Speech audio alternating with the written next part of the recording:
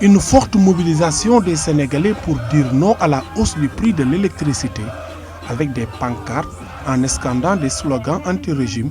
Les manifestants autour de Ñoo Lank Ñoo Bañ ou Aar Li Ñu Bokk veulent que l'État recule sur cette décision. Nous sommes là pour aider nos parents parce que le courant est cher dans ce pays. Le courant est cher, tout est cher maintenant. On voit que l'électricité est très chère, la vie des Sénégalais sont très chères et on ne voit pas pourquoi l'État va encore augmenter ou bien la Sénélec va augmenter le prix. Ils ont dit que l'électricité au Sénégal est l'un des plus chers au monde.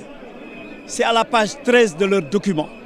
Et ils avaient promis dans ce document que de 2016 à 2020, l'électricité va être vendue à 60 ou 80 francs le kilowatt, ce qui n'est pas fait. Les manifestants exigent la libération de Guy Marius Sagna et compagnie. Ils déplorent aussi le recul démocratique constaté.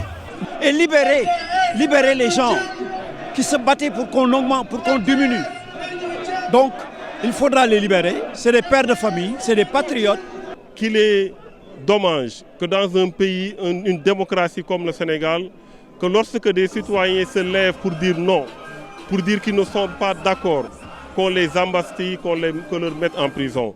Nous demandons fermement et fortement la libération des otages politiques. Si des citoyens comme Guy Marius Sagna, le professeur Babacar Diop, ont manifesté ce désir de se rebeller par rapport à cette injustice, la récompense est de les envoyer en prison. Je trouve que c'est inacceptable. Cette marche n'est qu'une première étape. Il compte durcir le ton si le gouvernement ne recule pas. Ça, ce n'est qu'un acte 1. Nous poursuivrons et nous n'allons pas tomber dans le piège de l'autorité qui fait que c'est comme si l'objectif c'était de réussir une marche. La marche, ce n'est qu'un outil, ce n'est qu'un moyen d'expression.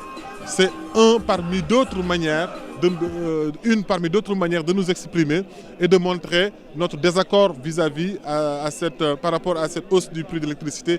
Et je pense que quelque part, la facture d'eau ou la facture d'électricité impacte sur toute la société. Et les conditions de vie sont extrêmement difficiles.